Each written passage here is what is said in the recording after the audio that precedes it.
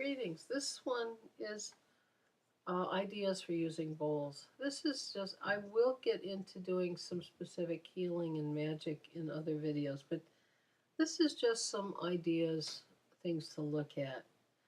Um, a big thing to do with bowls, as long as it's not too, I don't recommend a 10-inch. I mean, you can use it if you're big enough and strong enough, but first, I think I better give you some caveats when it comes to the bowls in the human body. One, do not put a bowl over your head and strike it hard. The sound will break the bones in your ears. You don't want to do that. If you're going to put it on your head, hit it very gently. Søren Shrestad has some techniques on how to do it on the head. If you're pregnant or if you're dealing with someone who's pregnant, do not use it on the body. Only use it on the hands and feet. I know from experience that some people and some animals are not comfortable with the sounds. So if you strike it, like I showed my mother one of the bell bowls.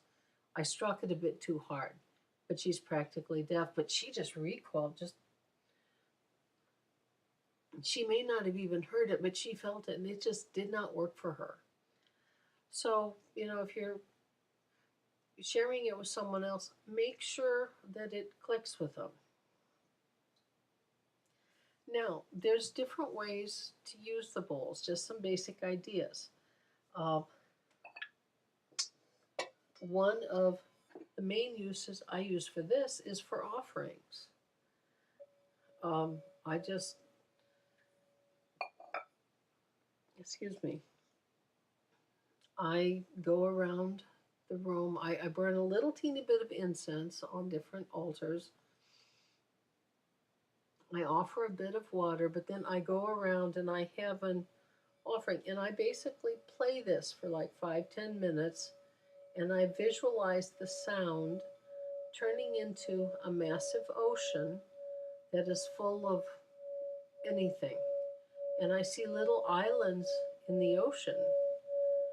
And then when I invite the spirits and the ancestors and whoever I'm working with, I say, there's a chalice on this island. Take the chalice, dip it in the ocean. When you lift it up, it's going to be filled with what you most want, so enjoy.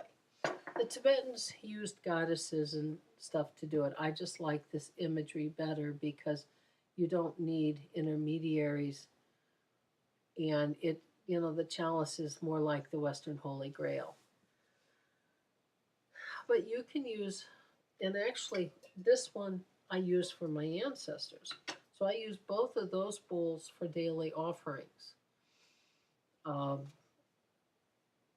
You don't have to sing it. When I do the one bowl in here, I strike it because if I struck it with wood, it would be too loud and it might get the lady upstairs upset. But if I strike it with the suede, it's just right. It still makes sound. You can use it as an offering.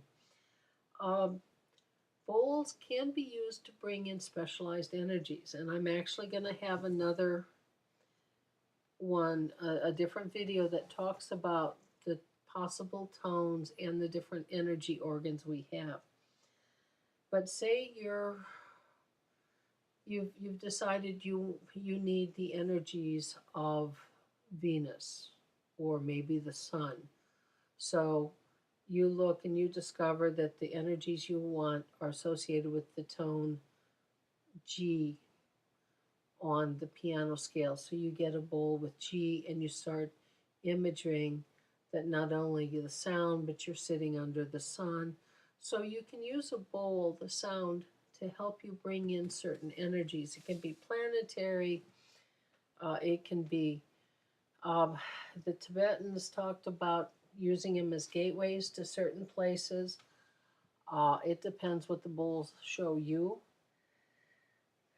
You can use them as an alpha pulse generator, and the closest I can get now to showing you what that is, and this is going to be awkward because you can't really see it, is I used to have a 12 and a 13-inch tantric bowls that were within like, they were really close sound wise, like A and A sharp or something, and I'd go back and forth.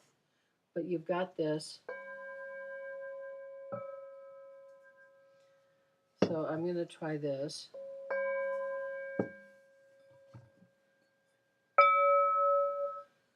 And they're close, but they're just different enough. Actually, they're a little too close.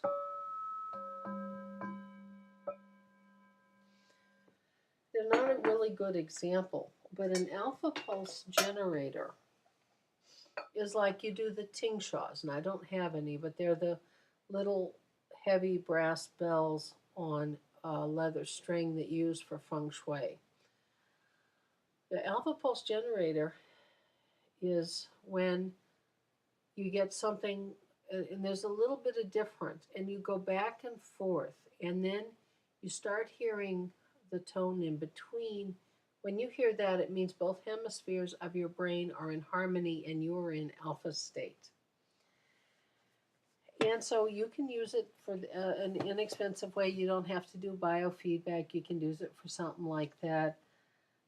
You can use it to structure water. Uh, I have an 11-inch. I can use the 10-inch. I put the water in a plastic container, or I have a glass one, and I'm going to use the large one to show you. But when you do something like that, especially if there's glass, have some kind of cloth in here. And then and let's pretend this is something, piece of glass. Do it in,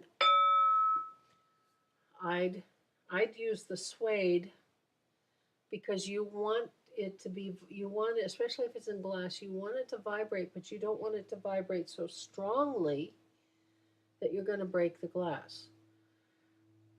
And sometimes I really don't sing it a lot. If I put it in here, I tend to hit it like this a couple times.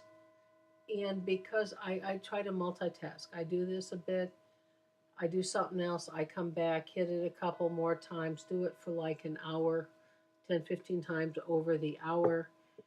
Then, and it's funny, but when the water's been structured, you can actually feel some kind of difference. And that's when I'll then take that out and maybe I'll put some other water in. You can use it to explore on your body.